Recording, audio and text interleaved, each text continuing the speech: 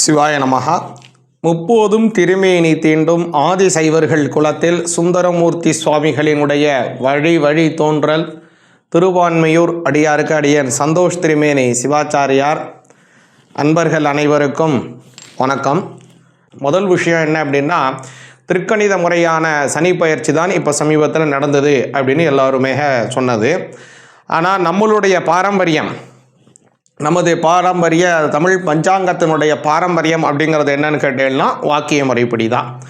இந்த வாக்கிய முறைப்படி அப்படிங்கிறத இன்னும் அழுத்தி சொல்லணும் அப்படின்னா அதை பற்றிய பாரம்பரியத்தை நம்ம தமிழகத்தில் இருக்கக்கூடிய 99% கோவில்கள் எல்லாவற்றிலுமே வாக்கிய முறைப்படி தான் அனுஷ்டானம் அப்படிங்கிறது நடக்கிறது. ஒரு கோவிலில் கும்பாபிஷேகம் நடக்கிறதாக இருக்கட்டும், கோவிலில் திருவிழா நடக்கிறதாக இருக்கட்டும், அந்த கோவிலில் எப்போ பௌர்ணமி வர்றது, எப்போ கிரகணம் வர்றது, எப்போ மாத பிறப்பு வருது, வருடப்பிறப்பு வர்றதுங்கிற எந்த விஷயமாக இருந்தாலும் எல்லாமே வாக்கிய முறைப்படி தான் அனுஷ்டானம் அப்படிங்கிறத நடந்து கொண்டிருக்கிறது. இந்த சனி பயிற்சி அப்படிங்கிறது எப்போ நடக்கிறதுனா 2026 3ஆம் மாதத்தில், அதாவது அடுத்த வருடம் மார்ச் மாதம் 6ஆம் தேதி இந்த சனி பயிற்சி நடக்கிறது.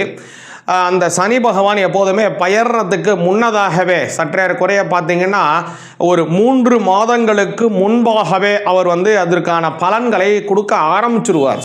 உங்களுடைய ஜாதகத்தில் சனி பகவான் எந்த இடத்துல இருக்காரு, இப்போ என்ன தசை புத்தி நடக்குது அப்படிங்கிறது நீங்கள் நிச்சயமாக ஒரு தடவை பார்த்துக்கொள்ள வேண்டும். அதற்கான பலன்கள் என்ன அப்படிங்கிற, பொதுவாகவே சனி பகவானுடைய பயிற்சிகள் நடக்கும் போதெல்லாம் பெரிய பெரிய ராஜாக்களாகட்டும், பெரிய பெரியவங்கள்லாம் என்ன செய்வாங்கன்னா, பெரிய மனிதர்கள் எல்லாருமே ஒரு தடவை அவங்களுடைய ஜாதகத்தை ஒரு தடவை வெரிஃபை பண்ணிப்பாங்க. அவங்க ஜாதகமாக இருக்கட்டும், குடும்ப ஜாதகத்தை எல்லாத்தையும் ஒரு தடவை வெரிஃபை பண்ணிப்பாங்க. இப்போ எப்படி இருக்குது, என்ன போயிட்டுருக்குங்கிறத. எதற்குன்னா அது எல்லாம் ஒரு விதமான படிநிலைகள்.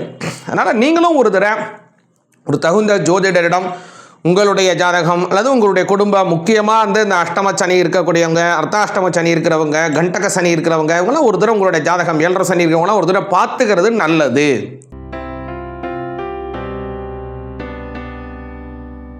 கடகராசி ஆகிய உங்களுக்கு இப்போ இந்த சனி பயிற்சினால் என்ன நன்மைகள் அப்படிங்கிறத பார்ப்போம். எடுத்தோடனே என்ன நன்மைகள்னு பார்ப்போம்னு சொல்கிறீங்கன்னு நீங்கள் நினைக்கலாம். கடகராசிக்கு பார்த்தோம் அப்படின்னா அந்த சனி பயிற்சி ரொம்ப ரொம்ப நன்மை அப்படின்னு சொல்லலாம். அதாவது நன்மைங்கிறதுல ஒரு 2 விதம் வச்சுங்க.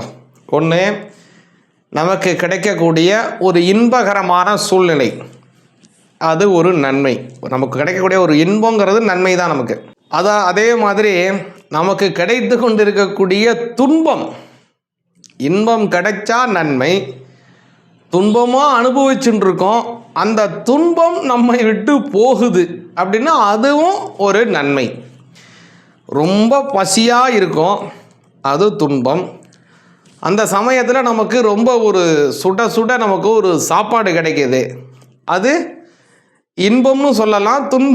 துன்பம் நீங்கிய நிலை அப்படின்னு சொல்லலாம் இல்லையா, அது ஒரு நன்மை. இப்போ அதே மாதிரி தான் கடகராசிக்காரர்களுக்கு கடந்த 7.5 சனி அப்படிங்கிறது கடந்த 2.5 வருஷம், அதற்கு முன்பாக இருக்கக்கூடிய 2.5 வருஷம், முதல்ல அவருக்கு 2020 ஆரம்பிச்சது. அப்போது ஆரம்பித்தது ஃபஸ்ட்டு பார்த்தேன்னா கண்டக சனின்னு ஆரம்பிச்சது கடகராசிக்கு. அடுத்து என்ன ஆரம்பிச்சது அப்படின்னா கண்டக சனி முடிஞ்சு அஷ்டம சனின்னு ஆரம்பிச்சது. அப்போது இந்த 5 வருஷ காலம் பிடிச்சி ஒரு படாத பாடுபடுத்தியாச்சு கடகராசிக்காரால். சனி பகவான் போட்டு பசைஞ்சிட்டார். இப்போது கடகராசிக்காராளுக்கு இப்போது தான் என்ன பண்ண போகிறேன், அப்பா அப்படின்னு ஒரு ரிலீஃபான ஒரு பெருமூச்சு சனி பகவான் தரப்போகிறார். அதனால தான் ஃபஸ்ட்டு எடுத்தோடனே சொன்னேன், சனி பகவானுடைய பயிற்சினாலே கடகராசிக்காராளுக்கு என்ன நன்மை கிடைக்குதுன்னு பார்ப்போம்னு சொன்னேன். அதனால் இந்த சனி பயிற்சி நிறைய பேருக்கு, நிறைய ராசிக்காரர்களுக்கு கூட குறைச்சியான பலனை தருது. ஒரு சில ராசிக்காரர்களுக்கு மட்டும்தான் நன்மையை அதிகமாக தர்றது. அந்த வரிசையில் கடகராசிக்காரர்களுக்கும் இந்த சனி பயிற்சி ரொம்ப ரொம்ப ரொம்ப ரொம்ப ஒரு பெரிய நன்மையை தரப்போகுது. இது ஒரு பெரிய ப்ளஸ் உங்களுக்கு. அடுத்ததாக பார்த்தேன் அப்படின்னா, அஷ்டமத்தில் சனி பகவான் இருந்த காலத்தில் நிறைய கஷ்டத்தை கொடுத்துருப்பார். வெளியில் சொல்ல முடியாத கஷ்டத்தை கொடுத்துருப்பார். சில பண இழப்புகளை கொடுத்துருப்பார். சில இடத்துல உங்களுடைய நற்பெயரை பங்கம் தரும்படியான சூழ்நிலையை மாற்றியிருப்பார்.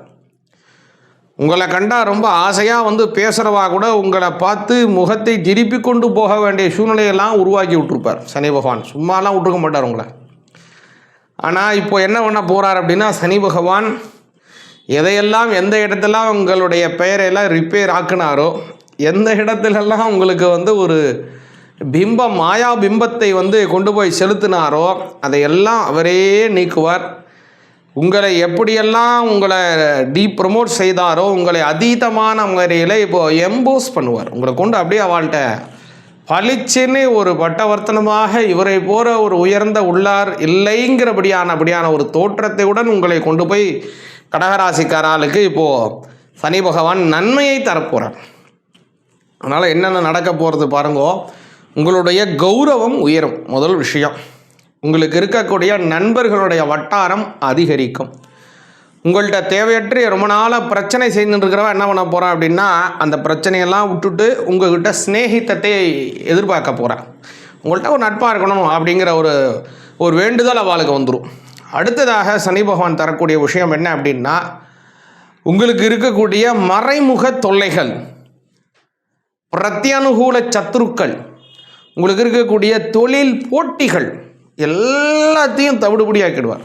உங்களுக்கு இருக்கக்கூடிய காம்படேட்டர் இவர் தான் உங்களுக்கு பெரிய போட்டிப்பா, நான் வேலை செய்கிற இடத்துல இவர் தான் என்னை வந்து ஒரு பெரிய போட்டியால் நான் என்ன பண்ணணும் அதுக்கு ஆப்போசிட்டாக பண்ணிட்டு இருக்காரு இவர் அப்படின்னு நம்ம நினைக்கிறோம் இல்லையா.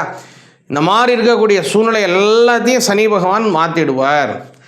அதனால் என்ன நடக்கும்னா, வேலை செய்ய இடத்துல மனசு திருப்தியாக வேலை செய்ய போகிறேன். திருப்திங்கிறது சாதாரணமாக கிடைக்கக்கூடிய ஒரு விஷயம் கிடையாது. அந்த திருப்திக்கான விலை இப்போ ஒரு 5 ரூபா 10 ரூபா 5 கோடி ரூபா 10 கோடி ரூபா இல்லை 100 கோடி ரூபா அப்படின்னா கிடையவே கிடையாது. இப்போ நம்ம பார்க்குறோம் 100 கோடி ரூபா சம்பாதிக்கிறார், திரும்ப அவனே 100 கோடி ரூபா அனுப்பா திருப்திப்பா இதுக்கு மேலே 1 ரூபா வேணாம்ப்பா சம்பாத்தியம் போகிறனுக்க போகிறாரா, திரும்ப மேற்கொண்டு அவன் சம்பாத்தியம் பண்ணிக்கிட்டு தான் போயிட்டு இருக்க போகிறார். அப்போது திருப்திங்கிறதுக்கு ஒரு வரையறை இருக்கா இவ்வளோதான் அப்படிங்கிறதுக்கு கிடையவே கிடையாது இல்லையா. இப்போ எதுக்கு இவ்வளோ தூரம் பற்றி பேசுகிறேன்னா, அந்த அஷ்டமஸ்தானத்தில் இருந்தக்கூடிய காலம் கடகராசிக்காரர்களுக்கு அதிருப்தியான சூழ்நிலைகள் இருந்த காலம். அதிருப்தியான காலங்கள் போகி இப்போது சனி பகவான் திருப்தியை தரப்போகிறார். அந்த திருப்திங்கிறதுக்கு தான் விலை மதிப்பு அற்றது அப்படின்னு நான் சொல்கிறேன். அப்போது திருப்தி உங்களுக்கு தரக்கூடிய அந்த சனி பகவான் அதிருப்திகளை எல்லாம் போக்குவார். ஒன்று. அடுத்ததாக அவருடைய பார்வை. பொதுவாகவே கடகராசிக்காரர்களுக்கு எந்த விஷயமாக இருந்தாலும் விடாப்புடியான ஒரு நபராக இருப்பான். கடகராசிக்காரா ஒரு இவர் சொல்கிற மாதிரி கருதிய கருமம் கைகூடும் வரையில் நில்லாது உழைமின் அப்படின்னு விவேகானந்தர் சொல்லுவார். அது மாதிரி ஒரு மனசில் ஒரு வைராக்கியம் வந்துருத்து அப்படின்னா அவளுக்கு வந்து அதை எக்ஸிக்யூட் பண்ணி அதை எப்படி செய்யணும், அதுக்கு எதை கற்றுக்கணும், எதை படிக்கணும், அதில் எதில் விடாமல் இருக்கணும், அதில் தொடர்ந்து போகணும், அதை திரும்ப திரும்ப செய்யணும், அதில் நம்மளை வளர்த்தி கொள்ள வேணும், அதன் மூலமாக நமக்கு நல்ல ஒரு முதிர்ச்சி கிடைக்கணும், மறுபடியும் அதை வந்து அதில் ஒரு தேர்ச்சி பெற்று அதை எக்ஸிக்யூட் பண்ணி அதில் வெற்றி பெறுவாள். அது வந்து கடகராசிக்காரர்களுக்கே உண்டான ஒரு தனித்துவமான குணாதிசயம். இப்போ எதுக்கு சொல்ல வரேன் அப்படின்னா, அப்போது அந்த கடகராசிக்காரர்களுக்கு இருக்கக்கூடிய அந்த முக்கிய குணாதிசயம் அவளுக்கு அந்த விடாபுடியாக இருந்து வெற்றியை பெறணும். அந்த கடந்த சில வருடங்களாகவே அந்த வெற்றி கிடைப்பதில் ரொம்ப கஷ்டமாக இருக்கும். மற்றவாளுக்கெல்லாம் சனி பகவான் தாமதம் செய்வார். ஆனால் கடகராசிக்காரர்களுக்கெல்லாம் கடந்த வருடத்தெல்லாம் பார்த்தலாம் தாமதம்லாம் இல்லை, ஒரே வெட்டு ஒன்றும் கிடையாது போன்று அனுப்பிச்சிருப்பார். அப்போது என்ன ஆக போகிறதுன்னா, ஒன்றுமில்லாத சூழ்நிலைகள் எல்லாம் ஆகி குபேர சம்பத்துகளை கொண்டு வந்து கையில் கொடுக்க போகிறார் சனி பகவான் இப்போது கடகராசிக்காரர்களுக்கு. இது ஒரு பெரிய நன்மையாக இருக்க போது. அவருடைய பார்வை என்ன நன்மைங்கிறத பார்த்தோம்னா, சனி பகவான் உங்களுடைய 9ஆம் பாவத்திலிருந்து உங்களுடைய 11ஆம் பாவத்தை பார்க்குறார். இந்த 11ஆம் பாவங்கிறது லாபஸ்தானம். 9ல் இருக்கக்கூடிய சனி பகவான் பூர்வ புண்ணிய விமோச்சன சனி அப்படின்னு பேர். 9ல் சனி இருந்தால் விமோச்சனம் ஆகிடுவார். அஷ்டம சனி விமோச்சனம் அதுலேயே பூர்வ புண்ணிய பாக்ய சனி அப்படின்னு பேர். அது ஒரு பெரிய நன்மையை தரக்கூடிய ஒரு சனி பகவான். அது வந்து ஒரு பெரிய நல்ல ஒரு வெளிச்சத்தை உங்களுக்கு தருவார். அது மட்டும் இல்லை, 11ஆம் பாவம் லாபஸ்தானத்தை பார்க்குறார். அந்த லாபஸ்தானத்தை பார்க்கறதுனால என்ன நன்மைன்னு கேட்டேன்னா, கடல் கடந்து போகக்கூடிய ஒரு வாய்ப்பு ஏற்படுறது. இல்லை கடல் கடந்து தான் நான் வியாபாரம் பண்ணிட்டு இருக்கேன் அப்படின்னா அதில் மேலும் பல நன்மைகளை தருவார்.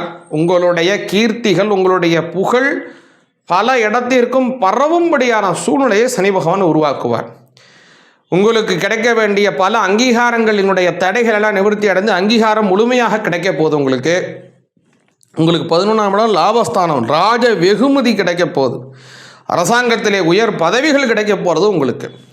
அதே மாதிரி சனி பகவானுடைய பார்வை உங்களுடைய 3ஆம் பாவத்தை பார்க்குறார். கடகராசிக்காரர்களுக்கெல்லாம் கடந்த சில வருடங்களாகவே சகோதரர்களுக்கும் இவர்களும் சிறிய சுமூக உறவு இல்லை.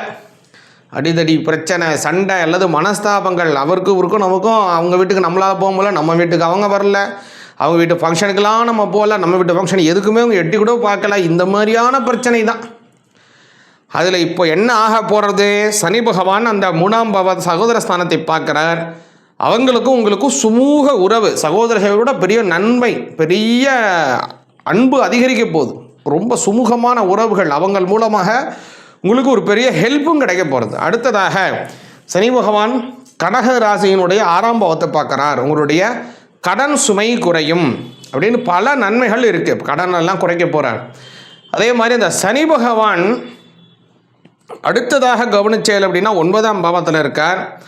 அடுத்தது இந்த சனி பகவான் 10ஆம் பாவத்துக்கு வருவார், அதுவும் நன்மையான ஸ்தானம். 11ஆம் பாவத்துக்கு வருவார், அதுவும் நன்மையான ஸ்தானம். அடுத்தது தான் சனி பகவான் கடகராசிக்கு உங்களுடைய 7.5 சனி ஆரம்பிக்கும். இந்த 7.5 அஷ்டமச்சனி விட்டு போனாலே அடுத்து 9, 10, 11 கட்டுற குறையாக பார்த்தீங்கன்னா ஒரு 10 வருஷத்துக்கு இந்த சனி பகவான் நல்ல இடத்துலே தான் இருப்பார். அதுக்கப்புறம் தான் 7.5 சனி ஆரம்பிக்கும். இந்த 7.5னா என்ன அப்படிங்கிறது நான் தெளிவாக சொல்கிறேன் பின்னாடி. இப்போ நீங்கள் கவனிச்சேல் அப்படின்னா இப்போ உள்ள காலம் உங்களுக்கு நன்மையான காலம். இன்னொரு 10 வருடத்திற்கு உங்களுக்கு சனி பகவான் ஒரு அருமையான இடத்துல இருக்கார்.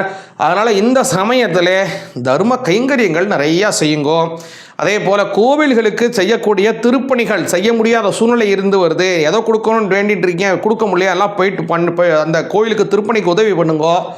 அதே மாதிரி தீர்த்த யாத்திரை, காசிக்கு போகணும், ராமேஸ்வரம் போகணும், இந்த மாதிரி இந்த கோயிலுக்கு போயிட்டு வரணும், அதெல்லாம் செய்ய வேண்டிய வேண்டுதல் இருக்குது. சுவாமியை போய் பார்க்கணுன்னு ஆசை இருக்கா, தாராளமாக போய் எல்லாத்தையும் செஞ்சுட்டு வந்திருக்கோம். இந்த காலம் ஒரு அருமையான காலம். ஏன்னா இந்த காலத்திலே நீங்கள் என்னென்ன தர்மங்கள் செய்ய போகிறீங்களோ அது எல்லாம் உங்களுடைய 7.5 சனி காலத்தில் உங்களை காப்பாற்றும், உங்களுக்கு நன்மைகளை அதிகமாக தரும் அப்படிங்கிறத இந்த சமயத்தில் சொல்லிட்டு சுவாமியுடைய அனுகிரகம் கடகராசிக்காரர்களுக்கு பரிபூர்ணமாக கிடைக்கணும் அப்படிங்கிறத வேண்டிட்டு, முக்கியமாக உங்களுக்கு இப்போ குரு பகவான் உங்களுடைய 12ஆம் பாவத்தில் இருக்கார். அடுத்து உங்களுடைய ஜென்மஸ்தானத்திற்கு வருவார். அந்த ஜென்மத்தில் வரக்கூடிய குரு பகவான் அது உங்களுக்கு வனவாசமான சூழ்நிலை அப்படிங்கிறதுனால வியாழக்கிழமை குரு பகவானை வணங்கி வந்தேன் அப்படின்னா கடகராசிக்காரர்களுக்கு நன்மை அதிகமாக கிடைக்கும். சிவாய நமஹ.